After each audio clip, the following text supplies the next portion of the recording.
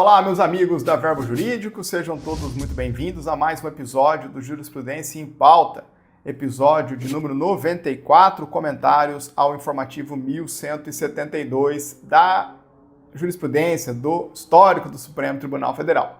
Eu sou Vinícius Opponi, promotor de justiça aqui em Santa Catarina e seu professor neste curso de jurisprudência, esse curso permanente de jurisprudência patrocinado para vocês aqui pela Verbo Jurídico. E aí eu já quero aproveitar e pedir para que você siga a Verbo nas redes sociais, a Verbo Carreiras Jurídicas, a Verbo OAB, o que você tiver interesse nessa quadra da sua vida. E também acompanhe o canal aqui da Verbo, se inscreva aqui no canal do YouTube, acione o sininho para receber as notificações e se você já conhece o nosso padrão de qualidade e quer dar um voto de confiança, já deixa o joinha antecipadamente. Se você não gostar da aula, você tira o joinha, tá bom? Mas eu já peço o joinha para você de saída.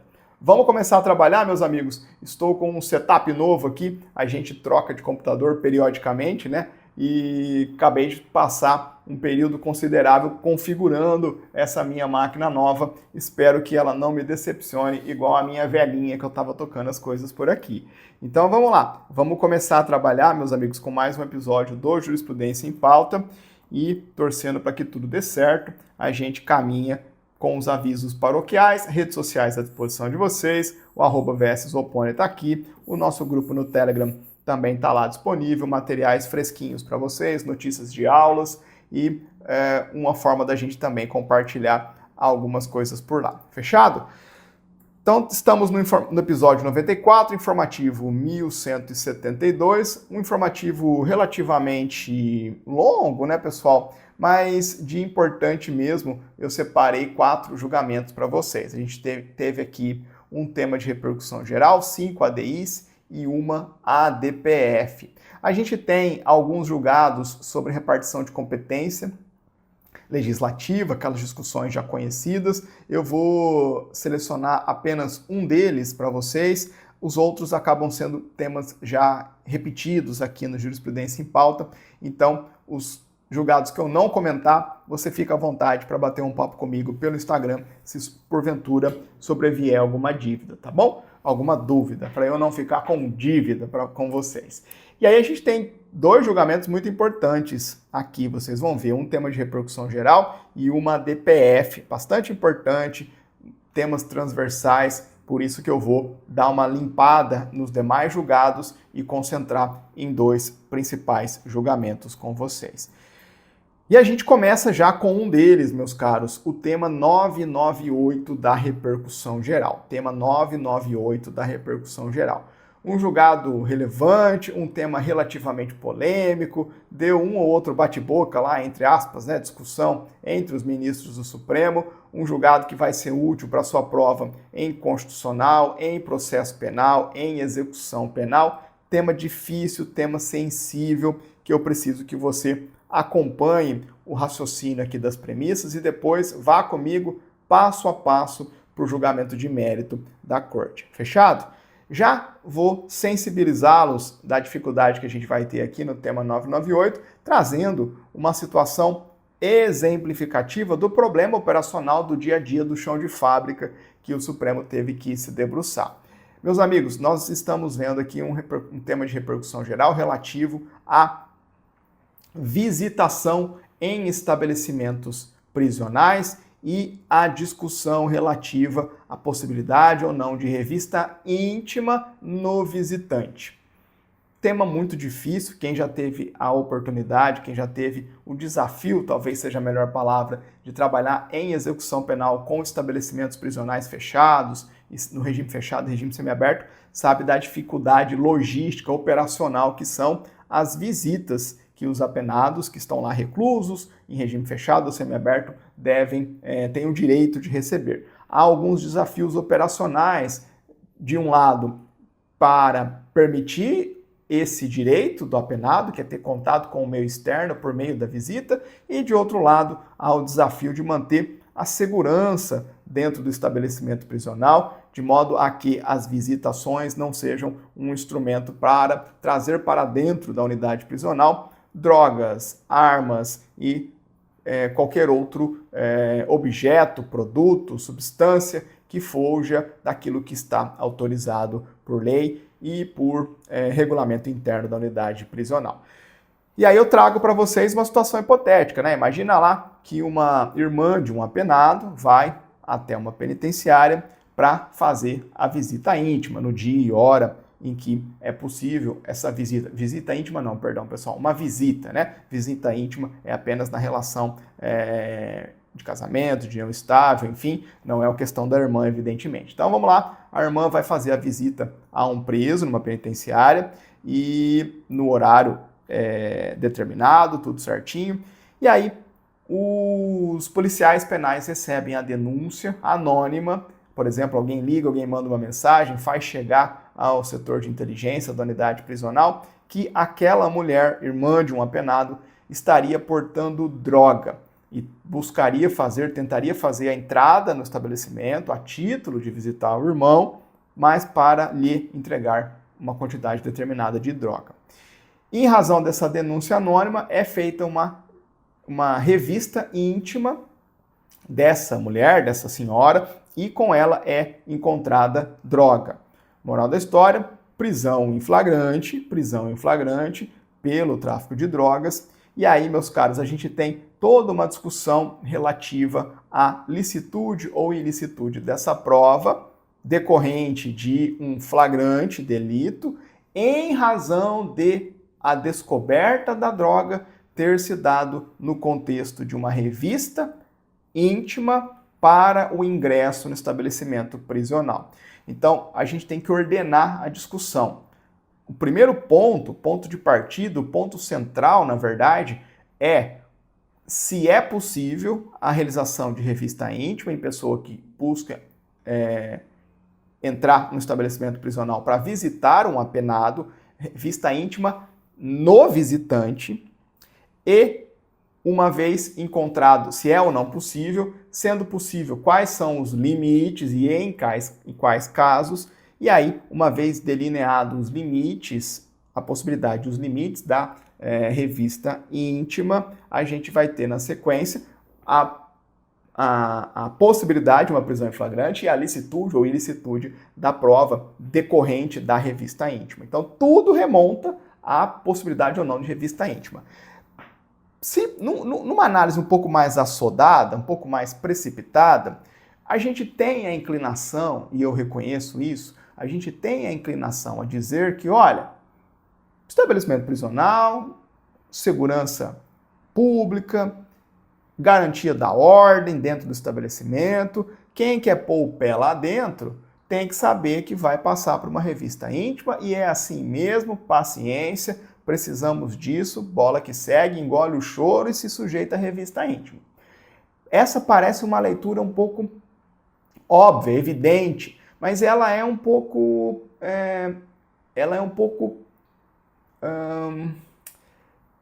estreita demais, porque ela deixa de considerar o interesse legítimo, a preocupação necessária que a gente precisa ter com o visitante. Esse raciocínio que projeta irrestritamente, irrefletidamente, a possibilidade de revista íntima em qualquer pessoa que vai pôr um pé num estabelecimento prisional para visitar um parente, simplesmente porque ele está entrando num estabelecimento prisional, acaba projetando para o visitante um rigor, uma repercussão que, na verdade, se conecta apenas se faz presente para a figura do apenado.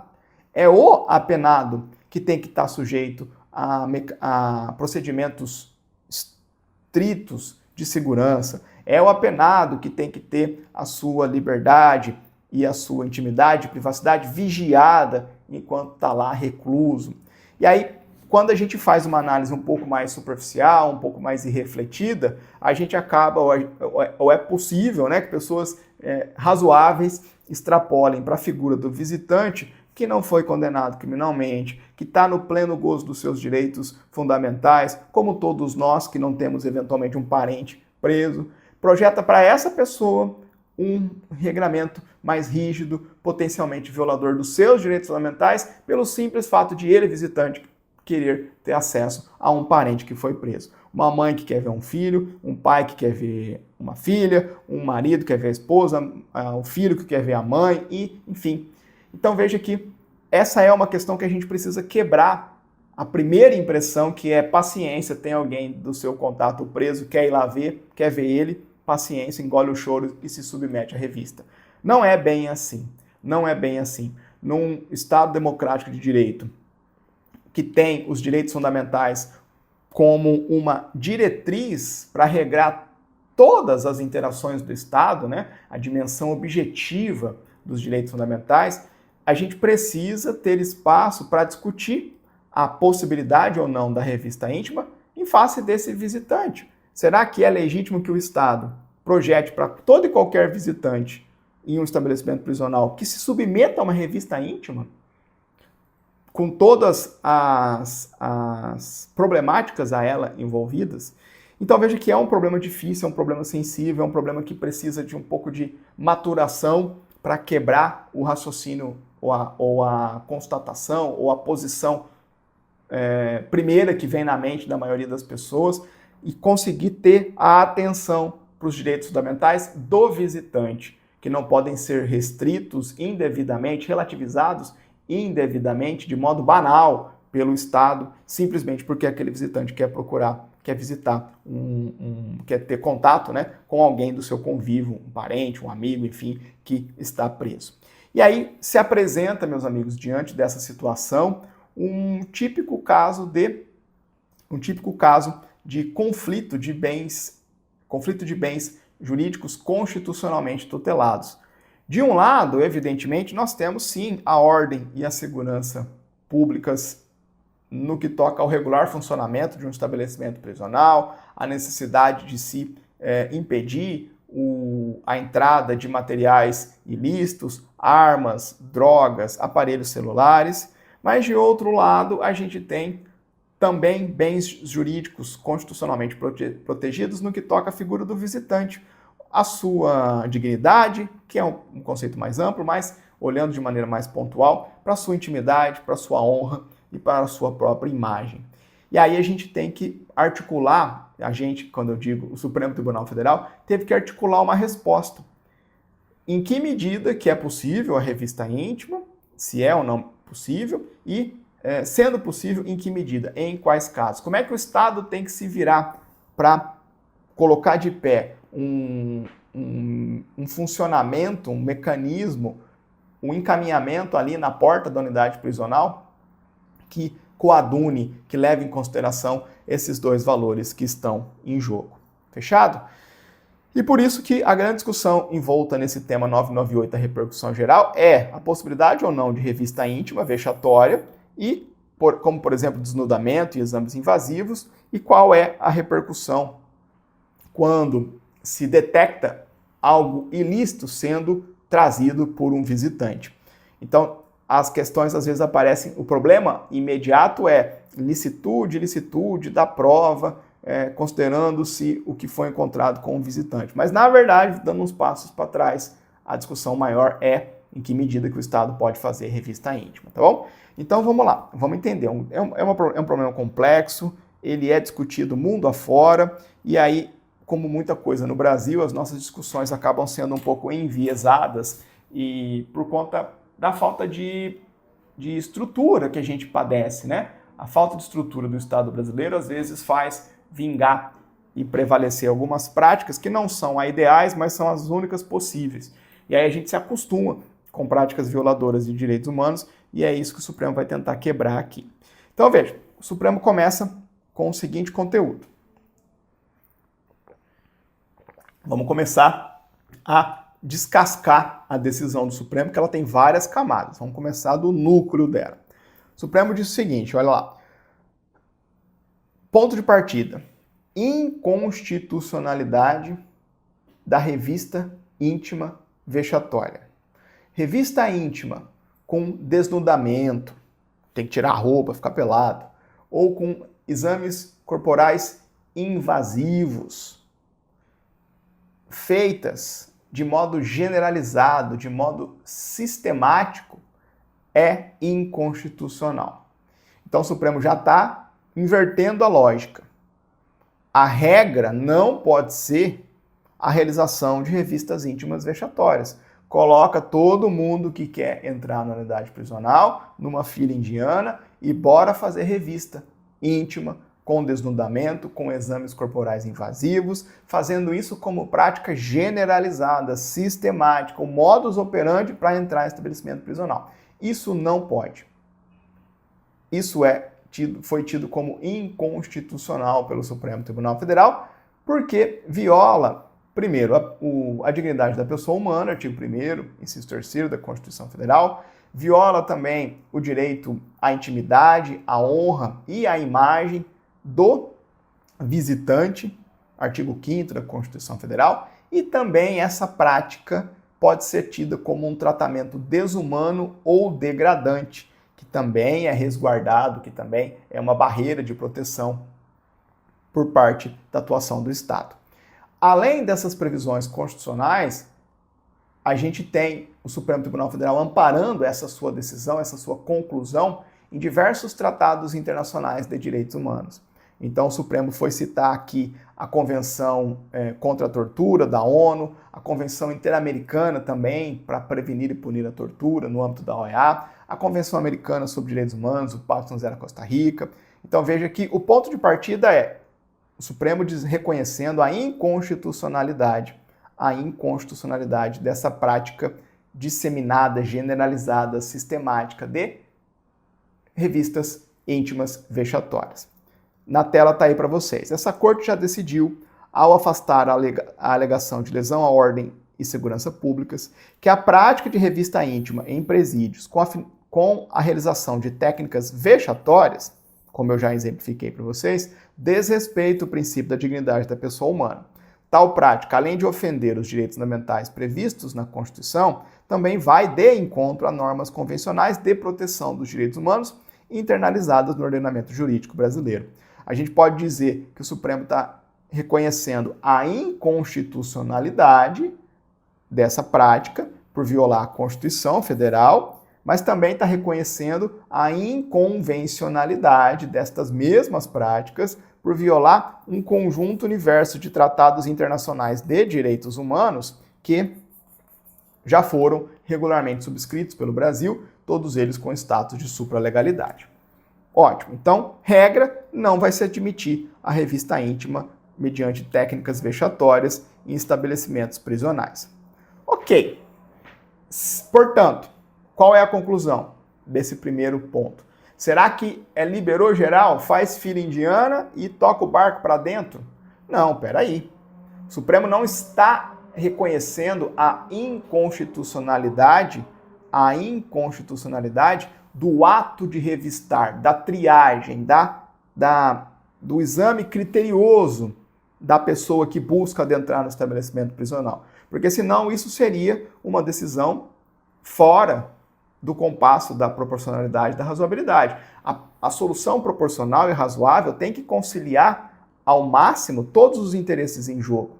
De um lado, o Supremo tirou o extremo, revista íntima vexatória, generalizada e sistematizada. Agora, o Supremo não pulou para o outro extremo, então não precisa revista nenhuma, todo mundo entra do jeito que quiser. Não. O Supremo está dizendo o seguinte: a alternativa àquilo que hoje é a regra, a revista íntima vexatória, a alternativa que vai ter que passar a valer é a busca da revista do visitante por meios menos invasivos. Como? Tecnologia, pessoal. Scanner corporal, esteira de raio-x, detector de metais. Então vamos disponibilizar aos estabelecimentos prisionais brasileiros ferramentas outras que não aquelas técnicas vexatórias para se permitir a revista íntima. A revista do visitante, né? A revista do visitante. Vamos tirar o íntimo aqui para essa solução alternativa. E aí, então, o ponto de partida é, tendo em conta que a revista do visitante pode ser feita com o uso de equipamentos tecnológicos menos invasivos, a revista íntima deve ser adotada de forma excepcional. Então pronto, o Supremo já inverteu o sistema. Aquilo que é hoje, muito provavelmente, a regra em muitos lugares, revista íntima vexatória, passa a ser a exceção. A regra passa a ser revista íntima por meios menos invasivos, revista do visitante por meios menos invasivos, mas admite-se de forma excepcional a revista íntima. Ótimo, beleza. O que a gente tem que dar o passo adiante? E entender o quê? Entender a exceção. Entender qual é o conjunto universo de casos que ainda vão comportar a realização de revista íntima. Regra passa a ser revista por meios tecnológicos, meios menos invasivos de base tecnológica. Exceção, pode revista íntima? Pode. Vamos desenhar o alcance dessa exceção. O Supremo diz o seguinte, ó, nessa situação, a revista íntima há de observar ao menos, as seguintes condicionantes. Ela deve ser motivada. Deve ser motivada. Tem que ter algo que justifique, que fundamente, que aponte a pertinência de, naquele caso, estar fazendo uma revista íntima. Ainda, requisito primordial, que é a sinalização da mudança do funcionamento. Tem que ter a concordância da pessoa a ser revistada, que deverá ser maior de idade, claro, né? Você vai colher a concordância de uma pessoa maior e capaz. Concordância da pessoa a ser revistada, que deverá ser maior de idade. E tem que ser realizada em local reservado, não dá para fazer ali na antessala com todo mundo vendo, preferencialmente por profissional de saúde do mesmo gênero do revistado, homem revista homem, mulher revista mulher, né? Do gênero masculino, revista gênero masculino, gênero feminino, revista gênero feminino, que cuidará de preservar a integridade física, psicológica e moral do visitante, para que esse ato excepcional de revista íntima não se torne um ato degradante, desumano, violador de direitos fundamentais. Fechado? Então eu preciso que você decore assim o que a revista íntima vexatória, sistemática e generalizada, inconstitucional, inconvencional. No seu lugar entra revista pessoal por meios menos invasivos, usando de tecnologia, com uma porta excepcional da revista íntima ainda entreaberta. E quando vai ser possível essa revista íntima em caráter excepcional? Desde que haja motivo, concordância da pessoa, desde que ela seja maior de idade, e seja realizada em um contexto apropriado, em local reservado, preferencialmente por profissional de saúde do mesmo gênero, com atenção à preservação da integridade física, psicológica e moral do visitante. Ótimo. Agora vamos lá. Está estabelecidos os contornos da possibilidade, está estabelecida a possibilidade excepcional da revista íntima, e estão estabelecidos os contornos em que essa revista íntima deverá ser realizada. Tranquilo. Agora a gente vai para a questão que está mais lá na ponta, né? A questão relativa à licitude ou não da prova decorrente de uma revista íntima. Será que tudo aquilo que se apreenda em uma revista íntima, que não se dê, tudo aquilo que é apreendido por meio de uma revista íntima, será que automaticamente é lícito ou é ilícito? Será que, no caso lá do nosso exemplo, a droga encontrada com a irmã do apenado, será automaticamente lícita ou automaticamente ilícita? E aí, meus amigos, o Supremo diz que não dá para ter uma conclusão a priorística, né?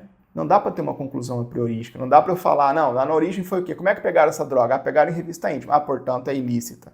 Não, não dá. A gente vai ter que ver os contornos em que a revista íntima foi realizado, as circunstâncias em que a revista íntima foi realizada, para entender se se tratava de uma revista íntima em um contexto autorizado, excepcional pelo Supremo Tribunal Federal. Se sim, prova lícita. Se não, prova ilícita. E quem é que vai fazer essa análise? O juiz. O juiz. Um ponto sensível da decisão do Supremo, parece que o Supremo está meio que lavando as mãos, dizendo, olha, não dá para eu falar aqui de saída. E não dá mesmo, né? E não dá mesmo. Veja que o Supremo não tirou do mundo jurídico a revista íntima. Ela ainda é possível. Agora, a gente precisa entender as circunstâncias em que ela foi realizada para, primeiro, validar a realização excepcional da revista íntima e, consequentemente, fazer um juízo de valor sobre a eventual prova produzida, decorrente do ato da revista. Fechado? Então, veja lá as palavras do informativo nesse ponto, bem sensível aqui, tá? Desse modo, é insuficiente para tornar a prova ilícita o fato de ela ter sido produzida mediante revista íntima, dada a existência de hipótese em que esta pode ser legitimamente realizada.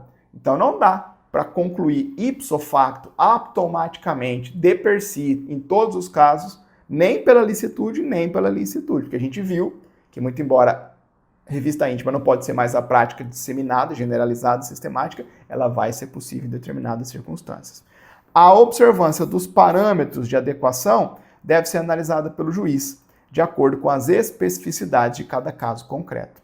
E aí ele faz um combo, né, do artigo 5º com o 157, que é o artigo que rege provas no Código Penal, no Código de Processo Penal.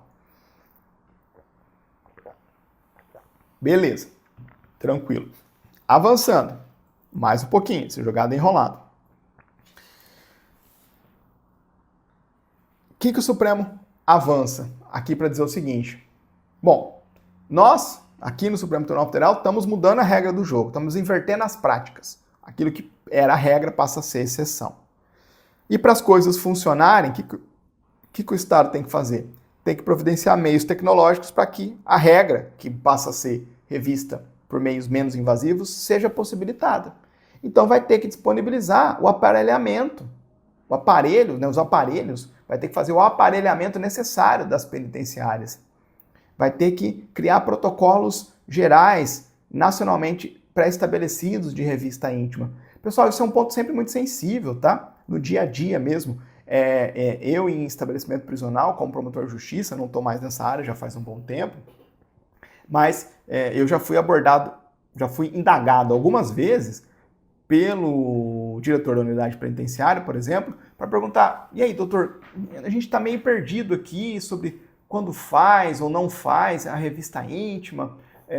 A gente tem, lá na unidade prisional em que eu era, na comarca onde eu era promotor na época, tinha um scanner corporal, então ajudava bastante, bastante mesmo, né? Passava lá, super, super pertinente. Mas veja que até para operar aquele scanner precisa de um treinamento, aquele material, aquele scanner precisa ser constantemente atualizado, o servidor tem que ter uma perspicácia ali na condução do emprego, né, da utilização em vista das imagens que coleta, tem algumas imagens que são inconclusivas, enfim, não é algo preto no branco assim que dá para fazer, como a gente vê lá no aeroporto, né? Vê em filme, parece que tudo funciona certinho ali. Não é exatamente daquele jeito. Vai ter alguns casos cinzentos. E aí, para esses casos cinzentos, que orientação que se tem? Aí o Supremo vem e ataca esse ponto, que é importante. O Supremo está dizendo o seguinte: Estado brasileiro, você vai ter que aparelhar as unidades penitenciárias para que os policiais penais tenham ferramentas para fazer essas revistas menos invasivas. E 2, vai ter que criar protocolo para delinear como vão ser feitas essas revistas íntimas nos casos que eu estou aqui autorizando a sua possibilidade, tá bom? Olha lá. Por fim, cabe ao Estado implementar as medidas necessárias para alteração da sistemática da segurança para ingresso em presídios, de forma a conferir efetividade ao princípio constitucional da dignidade da pessoa humana. Assim, deverá ser providenciado o aparelhamento das penitenciárias com dispositivos de segurança e a adequação de todas as unidades prisionais a protocolos gerais e nacionalmente pré-estabelecidos de revista íntima. Fechado? Aí vem a super, hiper, mega tese do Supremo Tribunal Federal, né? Tem trocentas ideias aqui dentro, vou fazer a leitura com vocês rapidamente. Olha lá. Em visitas sociais nos presídios ou estabelecimentos de segregação, é inadmissível a revista íntima vexatória com desnudamento de visitantes ou exames invasivos com a finalidade de causar humilhação. A prova obtida por esse tipo de revista é ilícita. Claro, se é um expediente inconstitucional, ela é ilícita. Porém, olha lá, salvo decisões judiciais em cada caso concreto, aquela perspectiva de análise casuística pelo juiz. A presente decisão tem efeitos prospectivos a partir da publicação da ata de julgamento. Um ponto importante que não saiu no informativo, no texto do informativo, saiu apenas na tese, deixo para enfatizar com vocês. O Supremo está dando efeitos prospectivos para esse entendimento. Por isso, toda discussão relativa à licitude ou ilicitude de prova decorrente de revistas íntimas realizadas em casos anteriores não são alcançadas por essa decisão do Supremo. Essa baliza, essa régua vale da publicação da ata de julgamento para frente. 2. A autoridade administrativa, de forma fundamentada e por escrito, tem o poder de não permitir a visita diante da presença de indício robusto de ser a pessoa visitante portadora de qualquer item corporal oculto ou ser negado, especialmente material proibido, como produtos ilegais, drogas ou objetos perigosos. São considerados robustos indícios embasados em elementos tangíveis e verificáveis, como informações prévias de inteligência, denúncias e comportamentos suspeitos. Ponto que também não saiu no informativo, mas que vai compor a lógica aqui. Vamos imaginar, a gente viu, regra, revista íntima vexatória, inconstitucional, sistemática generalizada, inconstitucional. Alternativa, meios menos invasivos, revista por meios menos invasivos, scanner corporal, esteira e tudo mais. Possibilidade de revista íntima? Sim. Quando? Quando houver fundamento, de maneira apropriada e desde que conte com a aval, com a concordância do indivíduo, do visitante. Agora vamos imaginar, está lá no estabelecimento prisional, o meio menos invasivo disponibilizado não é tecnicamente suficiente para detectar, por exemplo, uma droga que está inserida em cavidade do corpo humano. O meio menos invasivo não vai conseguir identificar, não vai conseguir fazer esse filtro. Pergunta, tem suspeita de que a pessoa está lá portando droga para trazer para dentro da unidade prisional. Suspeita fundada, robusta. Pergunta para o visitante, podemos fazer revista íntima? Ele fala, não quero. E aí? Pronto, checkmate do visitante, vai entrar com droga? Não. O Supremo deu mais uma carta à disposição do Estado. É a solução proporcional que o Supremo foi construindo. O Supremo está dizendo o seguinte, a autoridade administrativa responsável lá pela unidade prisional pode, de modo fundamentado e por escrito, não permitir a visita. Simples assim. Ah, é? Não vai entrar. Ah, mas passou o detector de metais, não pegou nada. Não pegou nada, mas eu tenho essa informação aqui, ó. Eu estou embasado em elementos tangíveis e verificáveis de que você está trazendo droga que meu scanner não pega. Então, fundamentadamente, vai sair aqui, ó. No dia tal, fulano compareceu e não foi permitido sua entrada por esses e esses motivos. Está aqui, está pronto. Parou na porta. Fechado? Ah, professor, mas vai dar um baita trabalhão? Vai dar um baita trabalhão. Mas veja que respeitar direitos fundamentais às vezes dá trabalho mesmo, né? Então, paciência, vamos criar protocolo, vamos operacionalizar tudo isso, vamos melhorar os meios tecnológicos à disposição dos estabelecimentos prisionais. Vamos seguir na tese. 3. Confere-se o prazo de 24 meses a contar deste julgamento para aquisição e instalação de equipamentos como scanners corporais, esteira de raio-x e portais detectores de metais em todos os estabelecimentos penais. 4. Fica determinado ao Ministério da Justiça e Segurança Pública e aos Estados que, por meio dos recursos do Fundo Penitenciário Nacional e do Fundo Nacional de Segurança Pública, promovam a aquisição, alocação, distribuição de scanners para as unidades prisionais em conformidade com a atribuição de coordenação nacional da política penitenciária, assegurando a proteção dos servidores, a integridade dos detentos, a dignidade dos visitantes, prevenindo práticas abusivas e ilícitas, sem interferir na autonomia dos entes federativos e garantindo a aplicação uniforme das diretrizes de segurança penitenciária no país. O que o Supremo está fazendo? Está abrindo os cofres desses dois fundos, né? Do Fundo Penitenciário e do Fundo Nacional de Segurança Pública, para propiciar a aquisição ou locação desses equipamentos. E dando um prazo para se virar, né? Dá um prazo, abre os cofres desses fundos para tentar operacionalizar essa mudança que o tema 998 está trazendo.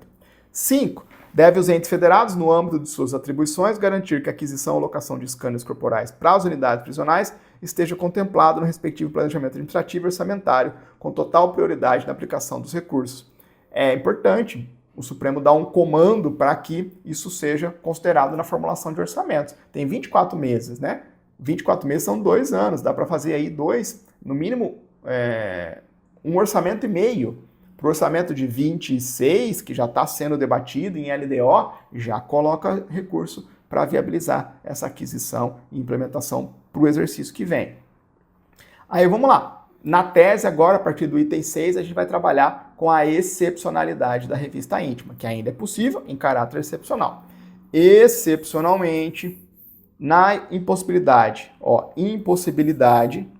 inefetividade de utilização de scanner corporal, esteira de raio-x, portais detectores de metais, a revista íntima para ingresso em estabelecimentos prisionais, diante de indícios robustos de suspeitas tangíveis e verificáveis, deverá ser motivada para cada caso específico e dependerá de plena concordância do visitante. Vedada, em qualquer circunstância, a execução da revista como forma de humilhação e de exposição vexatória. Veja, não é porque tem fundada suspeita e que o visitante concordou que você pode usar daquele contexto para humilhar o visitante. Tá? Vamos fazer, então, na frente de todo mundo. Não dá. Então tem que ter fundada suspeita, o visitante tem que concordar, mas quando for fazer, não pode se transformar em um ato degradante e desumano. Tá bom? Deve ser realizado em local adequado, exclusivo para tal verificação e apenas em pessoas maiores e que possam emitir consentimento válido por si ou por meio de seu representante legal, de acordo com protocolos gerais e nacionais pré-estabelecidos e por pessoas do mesmo gênero do visitante, preferencialmente profissionais de saúde, nas hipóteses de desnudamento e exames invasivos. Então, ainda assim, vai poder desnudamento e exame invasivo? Vai poder, nessa circunstância excepcional da revista íntima. Agora, não pode transformar esse ato em algo deliberado e sistematicamente vexatório.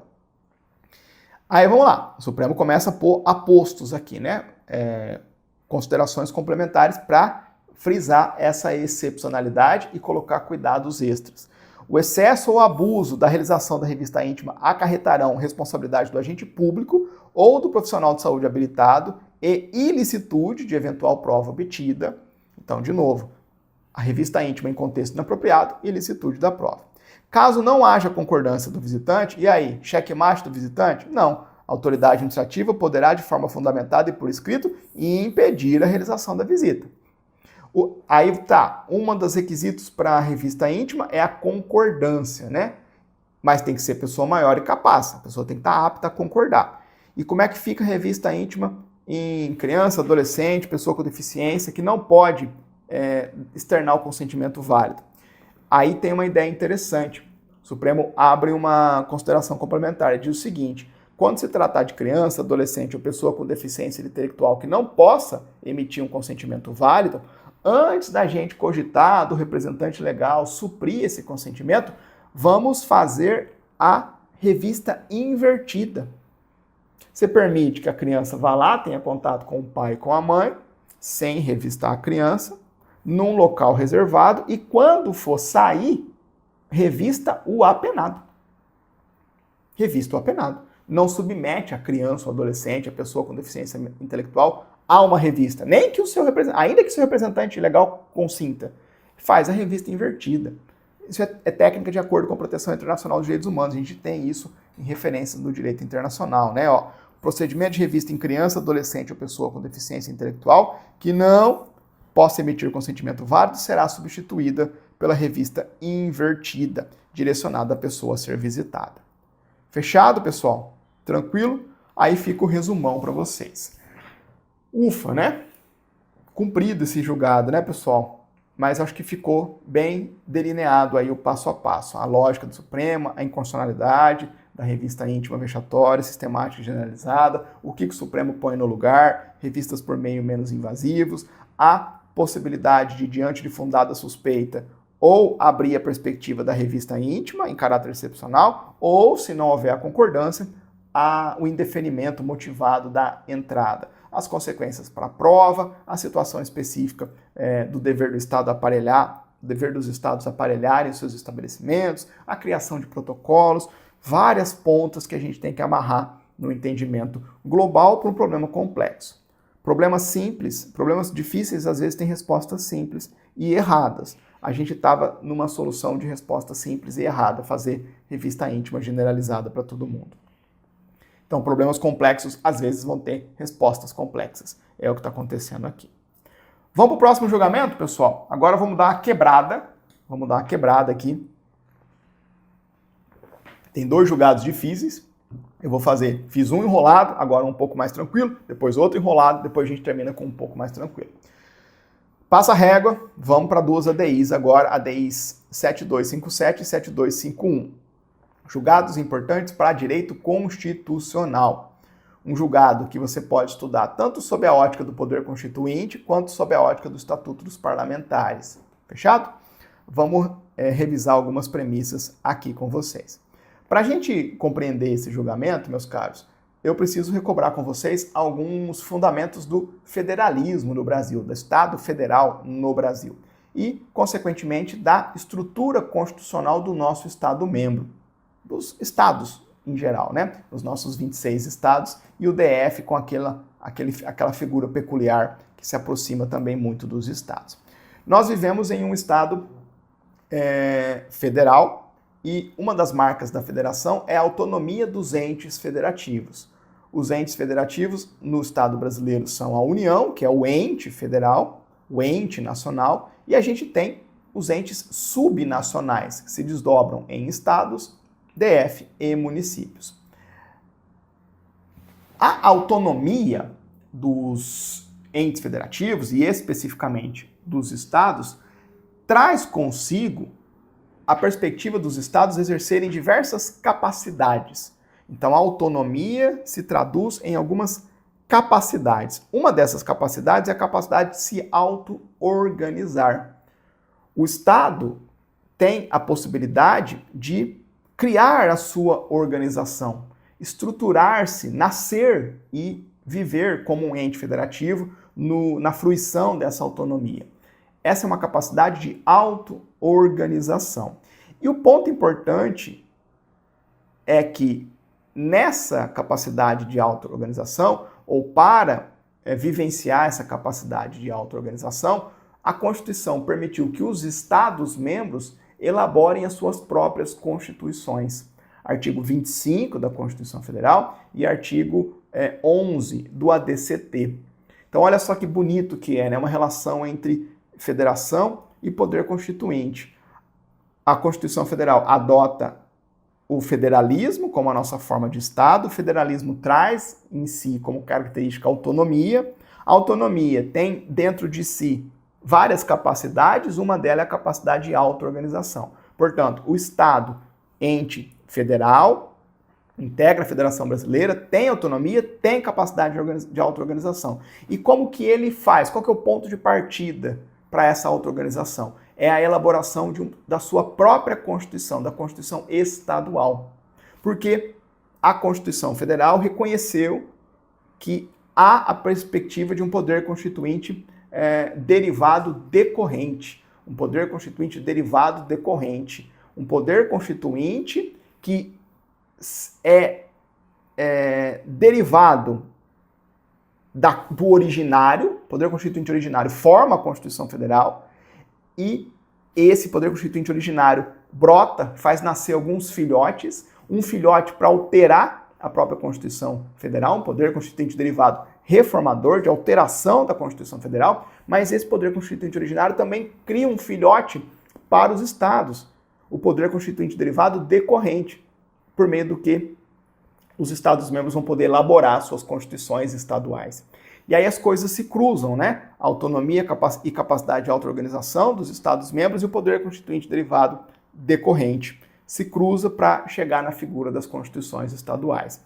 Agora veja, a Constituição Estadual é o exercício máximo da autonomia do ente federativo.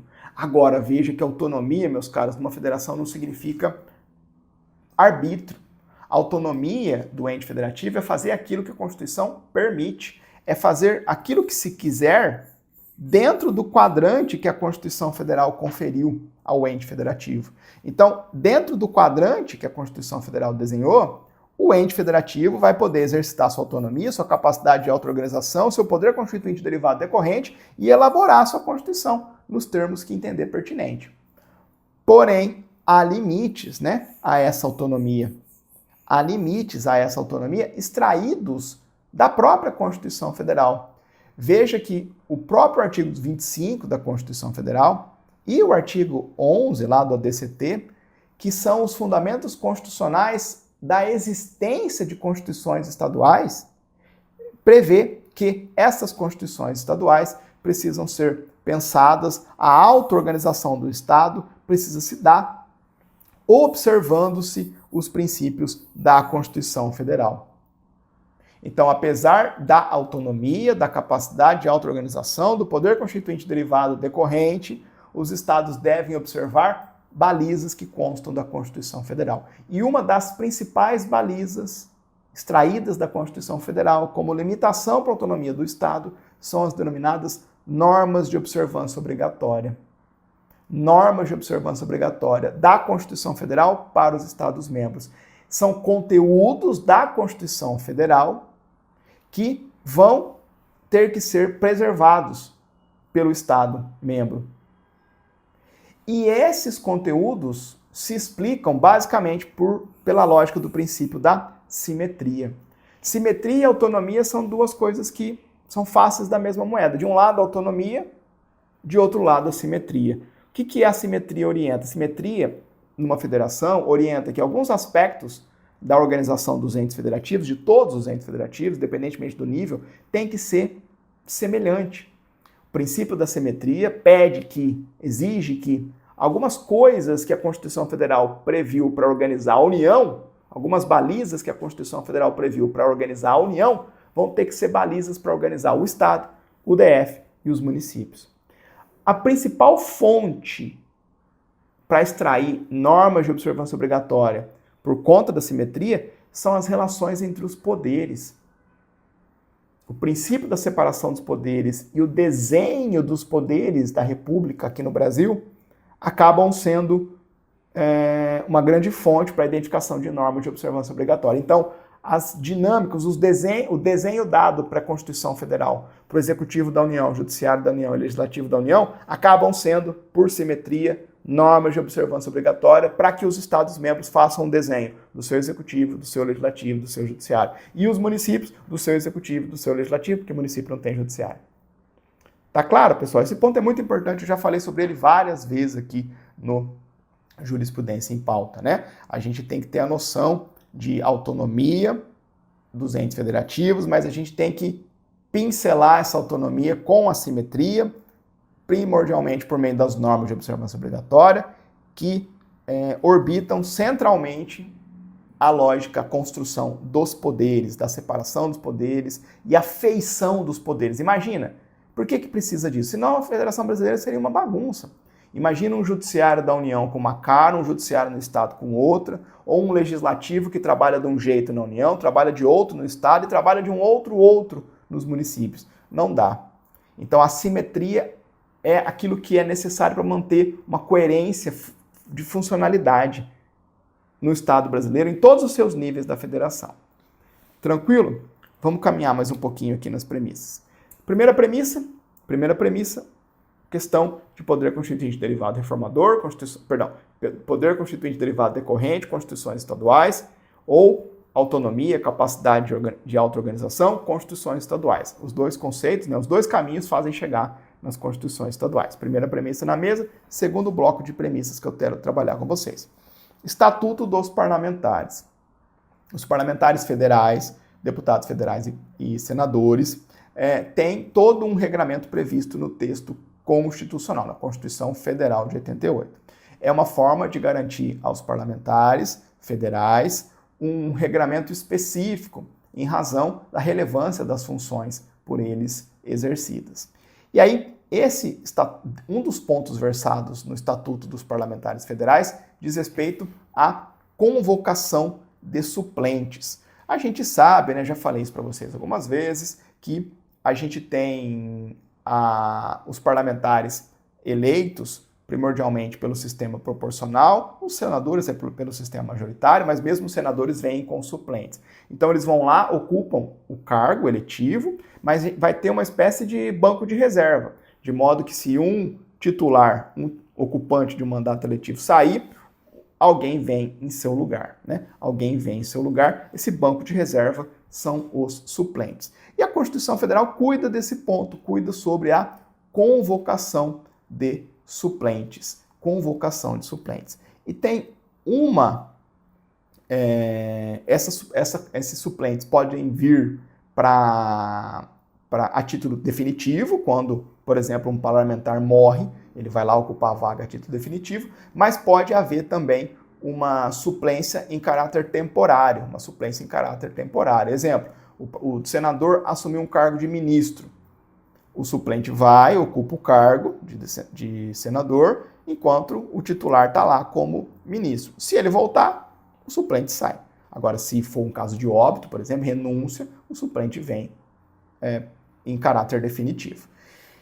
Esse é um ponto um pouquinho de lado, né, nos estatutos parlamentares. A gente está acostumado a estudar mais as imunidades, enfim, aqueles foro prerrogativa, todas aquelas construções um pouco mais encorpadas, mas a gente encontra esse regramento lá no artigo 56 da Constituição Federal, que no parágrafo 1º diz o seguinte: o suplente será convocado nos casos de vaga, de investidura em funções previstas nesse artigo, ou, esse é o ponto importante, ou de licença superior a 120 dias. Licença superior a 120 dias. Guarda isso. Então, se um parlamentar quer se licenciar por mais de 120 dias, é o caso de convocação de suplente. E menos de 120 dias, não convoca suplente, tá bom? Então, o marco da licença para acionar o suplente para a Constituição Federal é 120 dias. Fechado. Isso tudo vale para regrar o Estatuto dos Parlamentares Federais, deputados federais e senadores. Aí vem a pergunta: e como é que funciona para os deputados estaduais? Como é que funciona? Para os deputados estaduais, a gente tem, meus amigos, a previsão do artigo 27, parágrafo 1º da Constituição Federal, que diz o seguinte: será de 4 anos o mandato dos deputados estaduais, aplicando-se-lhes as regras dessa Constituição sobre sistema eleitoral, é o proporcional, né? Inviolabilidade, imunidade, remuneração, perda de mandato, licença, impedimentos e incorporação às Forças Armadas. O que esse artigo 127, parágrafo 1º faz? Ele é uma espécie de norma de observância obrigatória explícita. O Constituinte, a Constituição Federal já disse: olha, tudo que eu versei aqui sobre na minha Constituição Federal, para os meus parlamentares federais, vai valer para os deputados estaduais, vai valer para os parlamentares no âmbito estadual. O artigo 27, parágrafo 1º, é uma espécie de norma de observância obrigatória explícita. Ele está dizendo: olha, pega aquele conteúdo lá, no que toca a sistema eleitoral, inviolabilidade, imunidade, remuneração, perda de mandato, licença, impedimento e incorporação às Forças Armadas, tudo o que eu disse aqui para os parlamentares federais vale para os parlamentares estaduais. Por quê? Pelo princípio da simetria. Lembra? Qual que é a fonte, uma das principais fontes da simetria? O desenho da organização dos poderes. Senão, imagina a gente ter um legislativo estadual totalmente desenhado num colorido estranho perto daquilo que é o legislativo federal. Beleza. Tudo isso, o objeto aqui, o julgamento é bem tranquilo. O que a gente tem? E não é um entendimento novo do Supremo, tá? São julgados de 2025, mas vai apenas reproduzir julgamentos anteriores da Corte. A gente tem, Brasil afora, meus amigos, algumas constituições estaduais prevendo a convocação do suplente por prazos de licença menores. A Constituição Federal fala: olha, se um parlamentar federal pegar a licença superior a 120 dias, ou seja, de 121 dias em diante, tem que vir um suplente no seu lugar. E aí, algumas constituições estaduais, portanto, alguns estados-membros no exercício da sua autonomia, na sua capacidade de auto-organização, ou alguns estados-membros na manifestação do poder constituinte derivado decorrente, quando foram elaborar as suas constituições estaduais e quando foram desenhar o seu poder legislativo, quando foram fixar regras do seu estatuto dos parlamentares estaduais, decidiu por prever uma hipótese de convocação de suplente em caso de licença por um prazo diferente daquele que constou da Constituição Federal. Constituição Federal, 120. Constituição estaduais. Aqui a gente examinou a Constituição nessas duas ADIs. Constituição aqui de Santa Catarina e do Tocantins. Prazos menores, 60 e 30. Então, o artigo equivalente aqui ao 56, parágrafo 1º da Constituição Estadual, dizia lá, o suplente será convocado nos casos de tarará, tarará, tarará, licença superior a 60 dias, 30 dias. E aí, o que aconteceu? Bateram na porta do Supremo Tribunal Federal, perguntando, Supremo, e aí, esse ponto do regramento, do Estatuto dos Parlamentares Estaduais, trazido pela Constituição Estadual, dentro da autonomia e capacidade de auto-organização do Estado, no exercício do poder constituinte derivado decorrente. Será que esse é um ponto em que o Estado poderia ter versado de modo diferente sobre o prazo ou deveria ter simplesmente copiado e colado o prazo? A pergunta é, esse específico ponto da licença, do suplente convocado por licença, o prazo dessa licença está dentro da autonomia? Pode fazer o que quiser? Ou está dentro da simetria? Tem que fazer o 120. É isso. É só isso. Mas para chegar aqui com a clareza da indagação, a gente precisa fazer as premissas, né? E aí, meus amigos? E aí que o Supremo entendeu que esse ponto específico da Constituição Federal é também norma de observância obrigatória. O Estado-membro, quando for prever a convocação de suplente por conta de licença de seu deputado estadual, tem que usar a referência objetiva de 120 dias. Não pode ser um prazo diferente. Dá uma baita questão de prova para o examinador que gosta de picuinha, né? O cara que gosta de picuinha, que ele vai brincar com esses prazos na sua cabeça. Primeiro que na hora da prova você vai falar, pô, qual que era mesmo o dia? Os prazos lá mesmo? É 60, 100 dias, 150, não, 120. E o Estado mesmo tem que ser igual.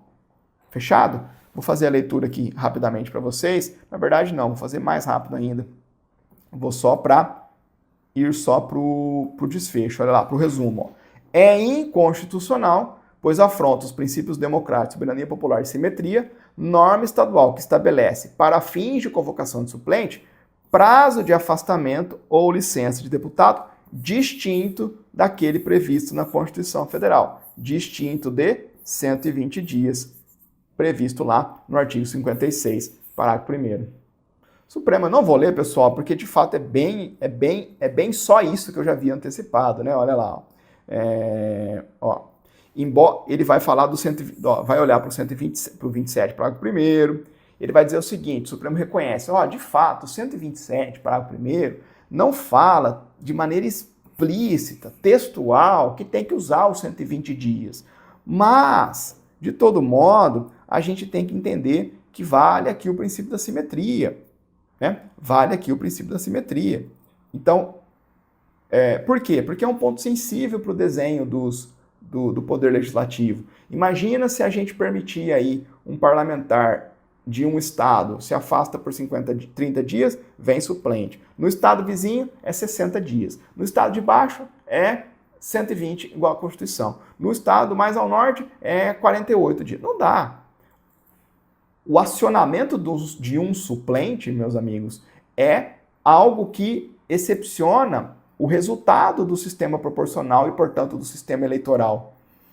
Chamar um suplente no lugar do titular é quebrar a escolha primária da democracia, da soberania popular. Então esse é um ponto primordial, é princípio democrático, é das entranhas do funcionamento da nossa democracia, na lógica da escolha dos representantes, né? Da democracia indireta, representantes eleitos pelo legislativo. Então parece uma bobeira, uma licença de deputado, mas não. Colocar suplente no lugar repercute na prevalência, na predominância, no respeito ao resultado das eleições.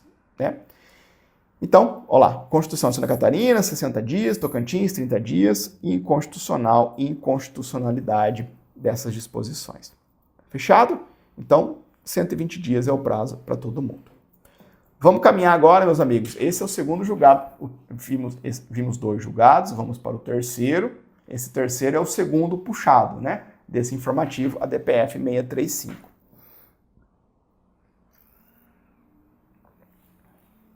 Vamos lá.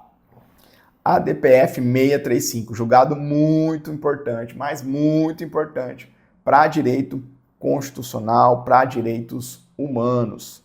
A DPF 635, também conhecido como a DPF das favelas, né? O rótulo que a mídia deu para essa DPF. Vamos lá. Eu já vou começar apresentando para vocês o objeto dessa DPF para você fazer o cara crachá aí. Tenho certeza absoluta de que você já viu algo sobre essa DPF ao longo dos seus estudos. Eu já devo ter comentado sobre ela aqui no Jurisprudência em Pauta também. Qual que é o objeto dessa DPF? Essa DPF tem por objeto falhas na política de segurança pública nas favelas ou nas comunidades carentes do estado do Rio de Janeiro, em razão de uma omissão estrutural do Estado na atuação naquelas comunidades, a ensejar uma violação generalizada de direitos humanos na interação entre segurança pública e essas comunidades, forças de segurança pública e essas comunidades. Essa DPF, meus caros, ela tem como contexto fático, né, ela tem como ponto de ênfase a dificuldade, a letargia do Estado do Rio de Janeiro em conter a violência letal das polícias em operações realizadas nas favelas. Então, o elemento fático que catalisou essa DPF é a letalidade da atuação policial em comunidades no estado do Rio de Janeiro. No Brasil, e particularmente no Rio de Janeiro, a gente tem altos índices de letalidade policial. O Brasil se destaca por ter altos índices de letalidade policial no mundo como um todo. E nos estados brasileiros, o Rio de Janeiro é um dos maiores. Não é o maior, é um dos maiores. E essa letalidade acaba afetando também, desproporcionalmente, pessoas negras e pobres, que são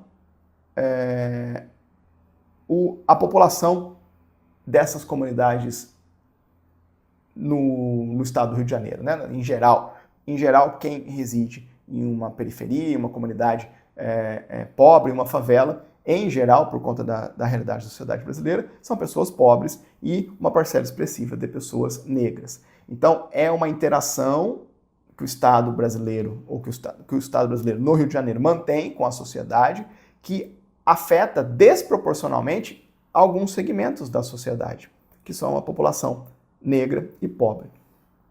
E essa situação, essa dinâmica se agrava ainda mais em razão da ausência de mecanismos eficazes de controle, responsabilização e prevenção.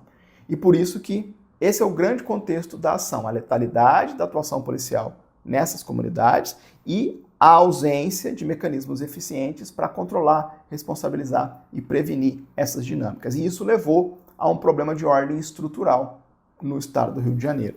Por isso que essa DPF 635 foi tratada pelo Supremo Tribunal Federal como um litígio estrutural, uma DPF com um perfil de litígio estrutural. Por quê? Por que estrutural? Porque envolve o diagnóstico de um problema sistemático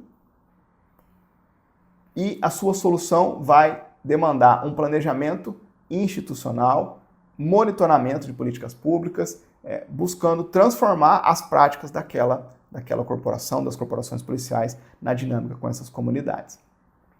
Já antecipo para vocês que na DPF se pediu o reconhecimento do estado de coisas inconstitucional na realidade da segurança pública do Rio de Janeiro em face dessas comunidades. Mas o Supremo não acolheu, o Supremo reconheceu que se trata de um problema de ordem estrutural, complexo, mas não declarou o estado de coisas inconstitucional. Fechado? Mais outra marca característica dessa DPF, fazendo aqui um grande resumo, né? Essa é uma DPF muito interessante de se conhecer para quem gosta dessa matéria, para quem quer estudar esse tema de uma maneira mais aprofundada, quem presta concurso no Rio, vale a pena você conhecer um pouquinho do teor da DPF, é isso que eu estou fazendo para vocês. Essa DPF também é uma prova de como a jurisprudência, a jurisdição do Supremo Tribunal Federal acaba ficando conectada com a jurisprudência ou julgados da Corte Interamericana de Direitos Humanos. A gente tem uma condenação do Brasil na Corte Interamericana, no caso Favela Nova Brasília versus Brasil. E um dos aspectos conhecidos ou reconhecidos pela Corte Interamericana nesse julgamento é justamente a violência policial em uma comunidade, na Favela Nova Brasília, que, salvo engano, integra o Complexo do Alemão, no Rio de Janeiro, não tenho certeza disso, mas me parece que sim. E houve também a detecção de uma omissão da investigação em decorrência do episódio lá, o desaparecimento forçado de jovens negros ali na favela, de operações policiais. Na verdade, a Favela Nova Brasília foram operações policiais que aconteceram em alguns anos nessa Favela Nova Brasília, com a morte de várias pessoas, e aí não houve uma investigação adequada daqueles episódios para se entender se teria ocorrido ou não excesso por parte dos policiais. E aí veja que interessante, né? A FGV acabou de explorar isso numa prova, salvo engano, para defensor público de Pernambuco, prova recente. Essa é uma DPF em que o Supremo Tribunal Federal é chamado para se posicionar, inclusive, sobre um tópico de uma condenação brasileira na Corte Interamericana. É uma DPF que busca uma espécie de coerção do Estado brasileiro em acréscimo àquilo que já constou da condenação brasileira na Corte. Então, a FGV explorou esse ponto. A DPF tem sido utilizada no âmbito do Supremo Tribunal Federal para buscar uma espécie de execuibilidade interna de condenações brasileiras na Corte. Claro que o legitimado ativo aqui, salvo engano, foi um partido político, não simplesmente ajuizou a DPF olhando apenas para a condenação brasileira, no caso Favela Nova Brasília, mas o problema macro foi lido, foi enfatizado, também teve como fundamento a condenação brasileira, no caso Favela Nova Brasília. E aí a DPF tem feito essa ponte, né, entre condenações brasileiras na Corte e o acionamento da jurisdição do Supremo Tribunal Federal. Fechado? Beleza, pessoal. Vou avançar um pouquinho mais aqui com vocês para recordar um pouco do andamento dessa DPF, porque ela é antiga, né? Ela é da época da pandemia e deu bastante pano para manga, né? Então, durante o seu trâmite, a gente está vendo o julgamento de mérito aqui, mas durante o seu trâmite, várias providências foram fixadas pelo Supremo a título de medida cautelar. Então, eu preciso que vocês se lembrem daquela medida cautelar que ficou famosa durante a pandemia. Durante a pandemia, o Supremo deu uma medida cautelar aqui, impedindo a realização de operações policiais em comunidades no Rio de Janeiro durante a Supremo disse, olha, se todo mundo tem que ficar em casa, como é que a gente vai fazer a polícia, autorizar que a polícia suba o morro e entre na casa das pessoas no contexto de pandemia? A medida foi bastante criticada, deu bastante divergência no Brasil, foi lida de maneira enviesada pelos lados dos nossos espectros políticos, enfim. Então a DPF 635 carrega todas essas pechas, né, todas essas discussões em torno dela. Agora, o mais importante para a gente entender o desfecho da DPF 635 foi a última medida cautelar, ou a medida cautelar mais emblemática, mais recente, que foi uma medida cautelar em que a Corte determinou ao Estado do Rio de Janeiro a elaboração de um plano para redução da letalidade policial e controle de violações aos direitos humanos pelas forças de segurança, com medidas objetivas, cronogramas específicos, recursos necessários para sua implementação. E esse plano, essa medida cautelar foi noticiada no informativo 1042. E por que esse ponto é importante? Porque aqui na DPF 635, no julgamento de mérito, a essência do julgamento de mérito é a análise desse plano apresentado pelo Estado do Rio de Janeiro pelos ministros. Os ministros vão, no julgamento de mérito da DPF 635, se posicionar sobre o teor desse plano, a sua suficiência, a sua insuficiência, se precisa agregar algumas coisas, tá bom? Então, a DPF 635 acabou desaguando numa solução estrutural, como a gente vai ver na sequência. O Supremo pegou esse plano do Estado do Rio de Janeiro, homologou ele substancialmente e fez alguns adendos para fechar uma planificação final por problema apresentado na origem da DPF 635. Mais uma particularidade desse caso, por isso que esse julgamento dá trabalho. Veja, esse julgamento caminhou assim. Teve essa medida cautelar para o Estado do Rio apresentar o plano. O Estado do Rio apresentou o plano. O ministro relator desse caso é o Edson Fachin. E aí ele, com o plano nas mãos, pediu para incluir o julgamento na pauta. O julgamento foi pautado e o ministro Fachin apresentou o seu voto, né, de mérito, como ministro relator, no sentido de homologar o plano e trouxe diversas considerações sobre o teor do plano, algumas medidas que precisariam ser agregadas, enfim, diversas considerações.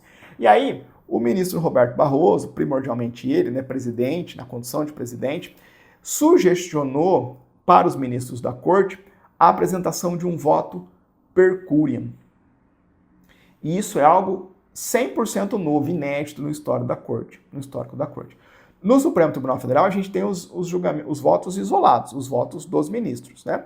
Cada ministro apresenta o seu voto, e aí, não vou entrar nesse ponto aqui, porque ele é bastante complexo, isso infelizmente não cai em prova, vai se compondo um posicionamento entre os ministros do Tribunal Federal, porque muitas das questões que chegam no Supremo não é apenas ganha ou perde, sim ou não, 8 ou 80, né? São, às vezes, decisões que têm múltiplas matrizes, tem um espectro decisório dentro de cada um dos votos, e aí a gente precisa extrair um entendimento final da Corte. Isso dá muito trabalho, por isso que às vezes a gente tem que ler o voto dos ministros para poder explicar para vocês aspectos que foram abordados por um, mas não foram abordados por outros ministros. E aí, por isso que a gente fica no teor do informativo e no teor da ementa, que é o que a banca consegue cobrar em geral. Senão vai para dentro do voto, dá muito trabalho para a banca e para você, não dá para cobrar isso em concurso. Enfim, mas o modus operandi da Corte são os ministros, começando pelo relator, apresentando o seu voto, e os demais ministros vão agregando votos, né? Em geral, fazendo alguns ajustes para seguir o relator, para seguir uma divergência que o ministro abriu, enfim. Agora, nesse julgamento da DPF 635, o expediente, o modus operandi foi totalmente diferente. O ministro Edson Fachin começou o baile tal como sempre se dançou, né? Tocando as músicas de sempre, apresentando o voto dele. Mas o ministro Roberto Barroso entendeu que era a oportunidade de sugerir à Corte a adoção de um voto per curiam. E o voto per curiam, a decisão per curiam, é uma forma de decisão colegiada, proferida pelo tribunal, sem a identificação de um relator específico. Então, per curiam é pela Corte. Então, o que saiu aqui da DPF 635 é o voto, é a decisão da Corte como um todo. Você vai ler, e não saiu ainda a íntegra, você vai ler, você vai ver uma coisa só. Não vai ser vários votos isolados, dos quais foi se tirando posições majoritárias e terminando com a visão da Corte. Não, a gente vai ter a visão final da Corte decorrente da atuação, da decisão, dos votos fracionados, né, individuais dos ministros. Não, a gente vai ter uma coisa só, um voto, uma decisão per curiam, uma decisão pela Corte. É um voto, uma decisão que vai representar a posição institucional do colegiado como um todo, aprovado ou pela unanimidade ou pela maioria, mas sem a individualização dos votos dos ministros. Uma corte, um colegiado que trabalha assim como regra é a dos Estados Unidos. A Suprema Corte dos Estados Unidos trabalha assim. Você não tem, você vê a decisão da corte, pá, sai a decisão da corte. Claro, não é 100% todos os casos que acontecem isso nos Estados Unidos, mas lá, como regra, é assim que as coisas funcionam. Aqui no Brasil é outro modelo, mas excepcionalmente nesse caso saiu um voto per curiam. E por que o ministro Barroso sugeriu isso e foi acolhido? Para demonstrar unidade da Corte e para mostrar, e se anteviu, né, que pela complexidade do problema, se cada ministro fosse trazer ali todas as suas ressalvas, os seus apostos, as suas considerações, os seus adendos, a gente ia ter um monstrengo nesse plano. Que plano que ia estar na mesa para o Estado do Rio de Janeiro seguir? O plano que ele elaborou, mais os achegos do ministro relator, mais os achegos do outro ministro, mais do outro ministro. E aí esses complementações, ia votar um por um, aí cada um está num ponto, aí às vezes um dialoga com o outro, mas não são iguais. Ia ser um inferno na Terra. E aí o voto per curiam faz todo sentido aqui, mas pressupõe que a Corte esteja bem azeitada, os ministros estejam conseguindo conversar fora da sessão pública, né, para construir um consenso, e felizmente conseguiram construir, porque o grosso do consenso é a homologação do plano. Fechado, pessoal? Então, a DPF 635, importante, o tema de fundo, as cautelares, o voto per curiam, e aí o julgamento em si ficou bastante objetivado, né? Bem objetivado, porque é um plano. O julgamento de mérito é a homologação de um plano, um conjunto de medidas estruturais que vão fazer parte agora de uma referência para orientar o trabalho do Estado do Rio de Janeiro nessa temática. E aí houve, tecnicamente, a homologação parcial do plano e foram fixadas medidas pelos ministros para a sua complementação. Então, no mérito ficou homologação parcial do plano, mais medidas extras que per curiam a Corte estabeleceu. Vamos lá? Vamos fazer a leitura aqui para vocês. Vou destacar com vocês as medidas mais à frente. Então, vamos lá. Na espécie, a formulação de um plano de redução da letalidade policial pelo Estado do Rio de Janeiro pretendeu, além de solucionar violações sistêmicas de direitos fundamentais, atender providência reclamada pela Corte Interamericana de Direitos Humanos, no caso, Favela Nova Brasília, e atender a decisões proferidas pelo STF desde que a presente arguição foi apresentada em 99. São aquelas medidas cautelares que eu falei que está acontecendo desde a pandemia. E aí olha lá o diálogo entre as cortes, né? A DPF com um mecanismo para dar execuibilidade, exigibilidade da decisão brasileira, da condenação brasileira no Favela Nova Brasília. Então, decisão da Corte Interamericana, mais as cautelares da Corte. Aí o plano vem para fazer frente a essas duas demandas. Seguindo, apesar dos avanços obtidos a partir de diretrizes fixadas por esse tribunal, no teor das medidas cautelares anteriores, e do notável compromisso por parte do Rio em melhorar sua política de segurança pública e garantir proteção para cidadãos e agentes policiais, a redução da letalidade policial ainda está longe do ideal constitucional, pois persistem graves violações de direitos. O Supremo está dizendo que o Rio melhorou, mas ainda estamos diante de um problema estrutural. Graves violações de direitos. Desse modo, a natureza estrutural do litígio, diagnóstico, providência e monitoramento, justifica, sem que seja preciso reconhecer o estado de coisas inconstitucional. Então veja, o problema é estrutural? Sim, mas está num nível suficiente para se reconhecer o estado de coisa inconstitucional? Não.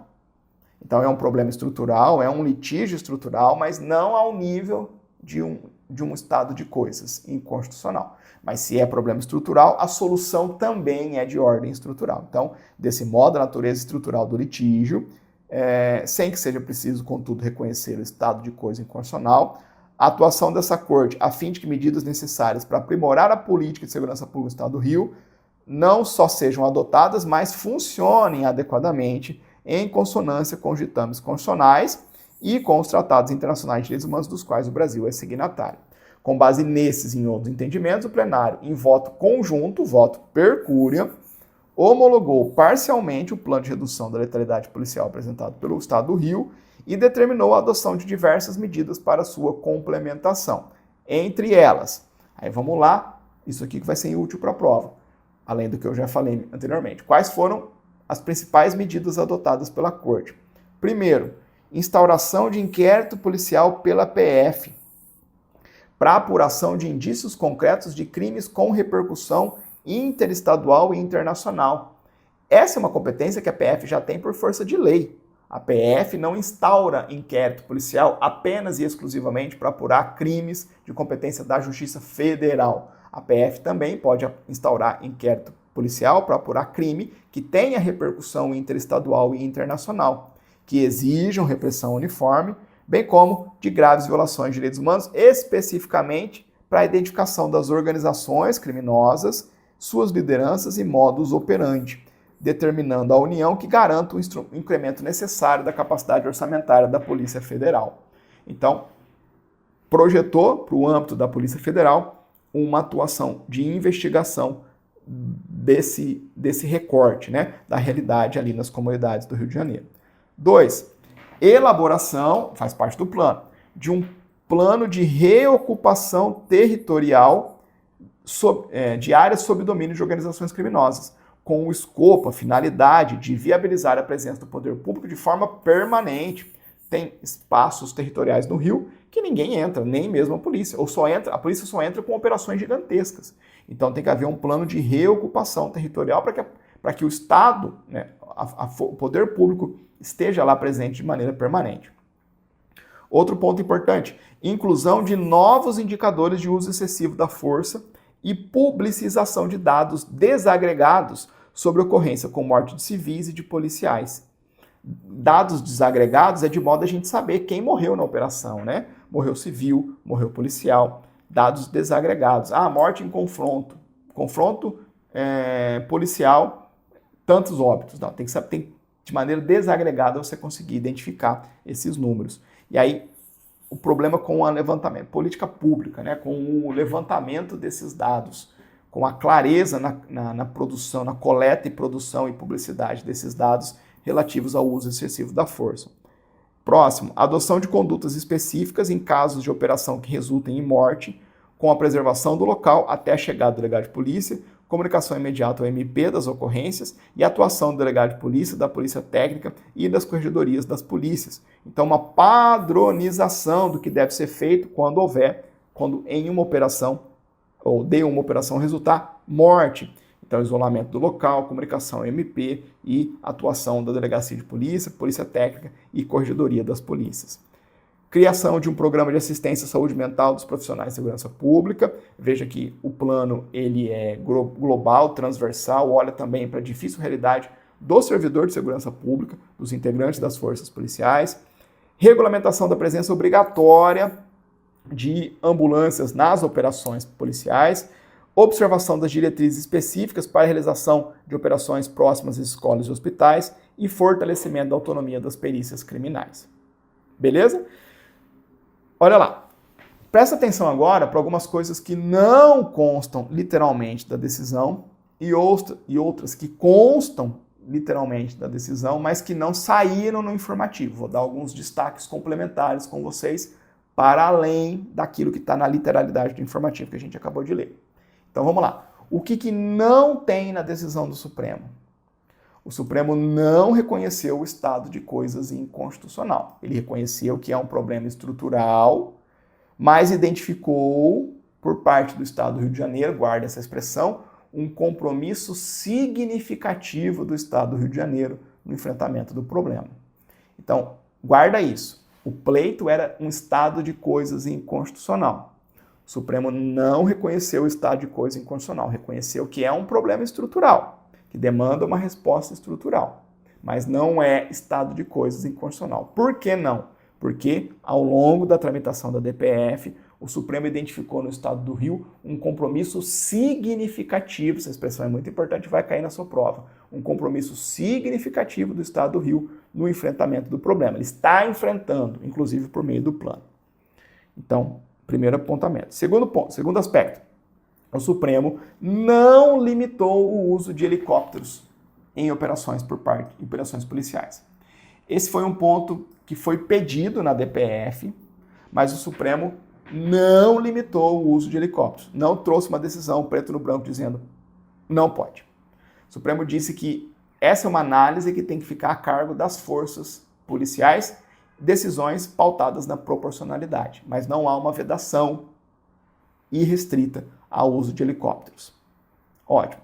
Mais uma coisa. O Supremo não limitou operações policiais no entorno de escolas, creches e hospitais. O Supremo não desenhou um raio territorial dizendo, olha, não façam operações a 100, 50, 200 metros de escolas, hospitais ou creches. Isso não saiu na decisão.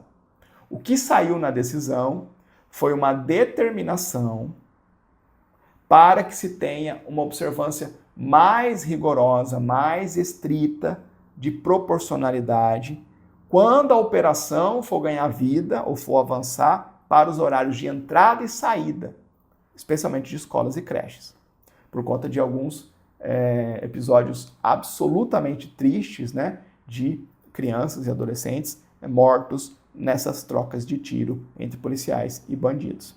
Então não houve uma limitação, o raio, não faça operações, não cheguem perto de escolas, hospitais e creches. Não, isso não teve. Mas o Supremo colocou na mesa umas balizas para cuidar com os horários de entrada e saída de alunos. Tá bom? O que tem na decisão que você precisa saber e que não saiu no informativo? O Supremo determinou também que no prazo de 180 dias faça a instalação de câmeras nas viaturas da PM e da Civil. Instalação de câmeras nas viaturas da PM e da Civil. Também determinou que se instale câmeras nos agentes da Polícia Civil, na farda, né, na roupa dos agentes da Polícia Civil, quando estiverem atuando de modo ostensivo, em operações planejadas, tal como exige da PM. Agora, claro, numa investigação sigilosa, né, de investigação, não precisa de câmera. E quem que vai pagar a conta? Recursos do Fundo Nacional de Segurança Pública. Também abriu a porta aqui para esse pagamento. Fechado? Bom, dentro do tempo possível, são essas as considerações que eu queria deixar para vocês. Fica o resuminho aí para vocês. Para a gente já terminar, meus caros, o último julgado aqui, mais mamão com açúcar, né? Perto dos dois, do primeiro e do terceiro, mais pancado. O quarto é um pouquinho mais leve para dar uma quebrada e a gente encerrar. Um julgamento de repartição constitucional de competência, mais um, né? ADI 2965. Um julgado importante para constitucional, primordialmente, em que a gente vai ver a visão da Corte do Supremo Tribunal Federal sobre a competência legislativa em matéria de educação.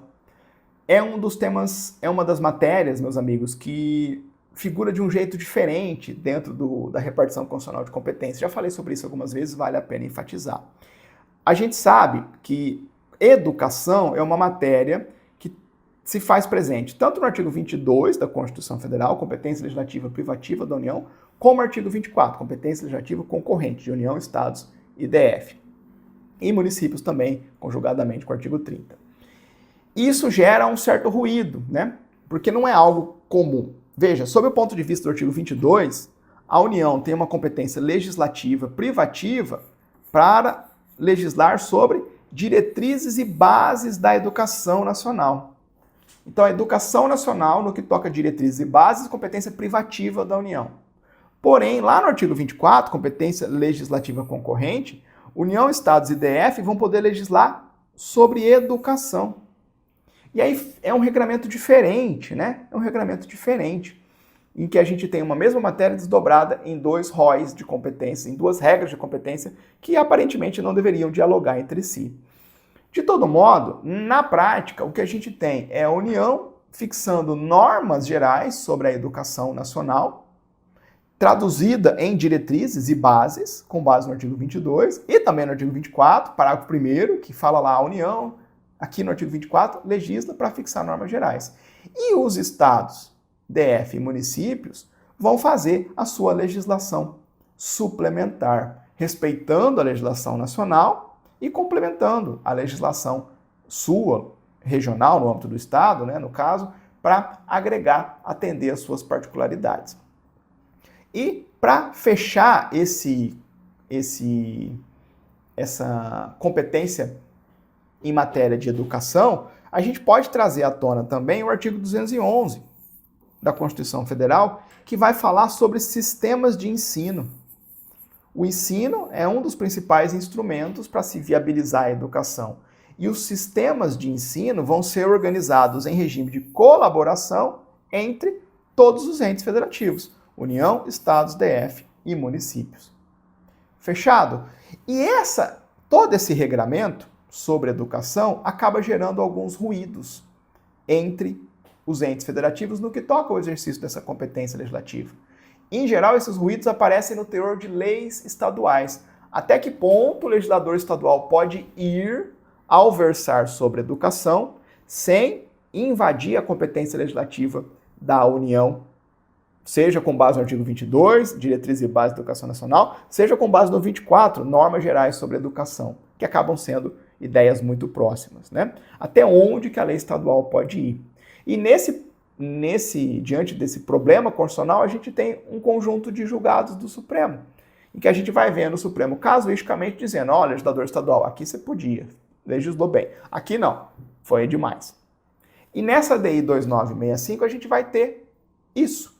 Vai ter várias leis estaduais que o legislador estadual estava versando sobre aspectos de educação no âmbito do Estado, e aí a gente vai ver o Supremo dizendo, podia ter legislado, não podia ter legislado.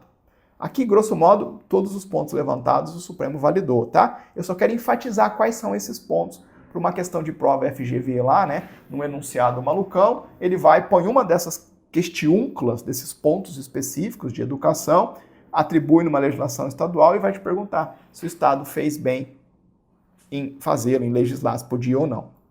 Vamos lá. O Supremo aqui começa, o informativo começa recordando pra gente esses pontos que eu já revisei, né? Compete à União legislar privativamente sobre diretrizes e base da educação nacional e os Estados-membros IDF em concorrência com a União sobre educação.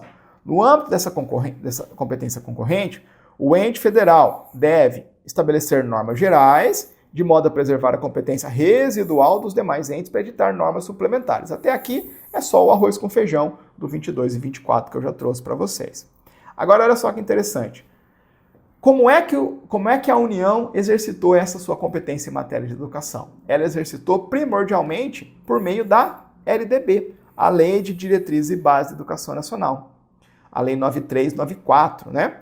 No exercício de sua competência privativa, a União instituiu a LDB, tal como disposto no artigo 211 da Constituição Federal, que determina que União, Estados, DF e municípios deverão organizar em regime de colaboração os respectivos sistemas de ensino. E aí, a liberdade para que os entes federativos, estados, IDF e municípios estipulem os seus sistemas de ensino se submete aos limites definidos pela lei federal. Claro, é o condomínio legislativo aqui em matéria de educação que alcança os sistemas de ensino. O Estado pode desenhar o seu sistema de ensino? Sim, mas ensino está contido em educação? Está. Então, as normas gerais são da União e o Estado vai ter uma legislação suplementar sobre o seu sistema de ensino. A régua está na mesa, vamos ver os pontos. Dá mais um pouquinho, né? A LDB, no que se refere a esse poder de organização, inseriu... vou explicar isso aqui antes. Vamos lá. Primeiro ponto interessante, depois eu vejo a resposta. Primeiro ponto interessante que aparece nessa temática, né, de até onde que o Estado membro pode legislar. Como é que fica o regramento das instituições privadas de ensino? Será que as instituições privadas de ensino estão sujeitas à legislação apenas federal ou federal e estadual? Olha lá que interessante. A LDB, nesse primeiro aspecto, coloca as instituições de ensino privadas dentro do sistema estadual de ensino. A LDB, no que se refere a esse poder de organização, inseriu as instituições de ensino fundamental e médio, criadas e mantidas pela iniciativa privada, no âmbito da atuação estadual, as quais devem respeitar as normas gerais da educação nacional, leis federais, bem como as editadas pelos respectivos Estados-membros, com base na sua competência legislativa suplementar. Esse é um ponto que as escolas privadas sempre espernearam. Não lembro quem foi o legitimado dessa ADI aqui, né? Mas... se eu tivesse que chutar, não lembro de cabeça, de verdade, é alguma associação nacional de escolas privadas. Veja que interessante. Escola privada tem que respeitar a legislação federal, óbvio. E a legislação estadual vai ter que respeitar? Resposta da LDB, sim. Por quê? Porque as instituições privadas de ensino fundamental e médio integram o sistema estadual. E, portanto, estão sujeitas à legislação federal, claro, e à legislação estadual. Seguindo. Consequência desse raciocínio. Se a escola privada de ensino médio, fundamental e médio, está dentro do sistema estadual, tem que respeitar a legislação estadual, os estados podem fiscalizar as escolas privadas. As escolas particulares, claro, né? Seria um contrassenso a gente falar que escola privada de ensino fundamental e médio respeita a legislação federal e estadual e está dentro do sistema estadual, mas o Estado não pode fiscalizá-las. Pode fiscalizar. Nesse contexto, é constitucional o dispositivo de lei estadual, objeto dessa ADI, que prevê a fiscalização dos estabelecimento de ensino privado para a verificação do cumprimento das normas gerais de educação nacional e das normas locais suplementares, pois a aplicabilidade de determinada norma pressupõe, logicamente, a possibilidade de que os seus destinatários sejam fiscalizados. Tranquilo? Uma questão mais imediata, né, no que toca aos interesses das escolas privadas de ensino fundamental e ensino médio. Próxima questão, também mais imediata. Próxima questão que a lei estadual também versou, que o Supremo vai balizar aqui. Será que o Conselho Estadual de Educação pode aprovar o calendário escolar, incluindo-se das escolas privadas? Resposta do Supremo: sim, a lei estadual, quando dá ao Conselho Estadual de Educação essa possibilidade, está dentro da competência legislativa dos estados. Então, de igual modo, é constitucional a norma estadual que apenas faz cumprir a possibilidade de atendimento a peculiaridades locais mencionada na LDB ao atribuir ao Conselho Estadual de Educação a aprovação do calendário escolar dos estabelecimentos de ensino da educação básica.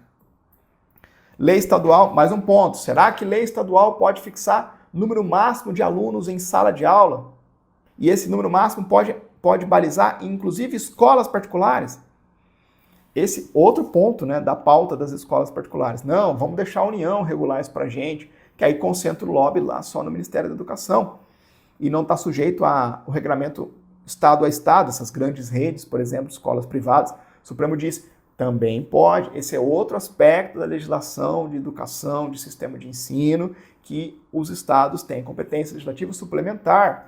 Lei estadual também pode fixar número máximo de alunos em sala de aula, inclusive para escolas particulares, bem como exigir, salvo na educação infantil, formação mínima para o exercício do magistério.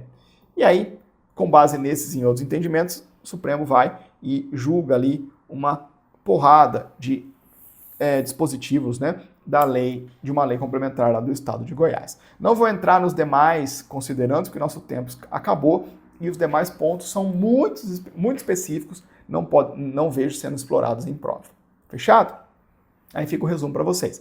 A competência suplementar dos Estados-membros para legislar sobre educação e ensino restringe-se à edição de normas específicas para atender às peculiaridades desses entes da Federação e não serve de pretexto para elaborar normas gerais sobre educação ou disciplinar outras matérias de competência reservada à União.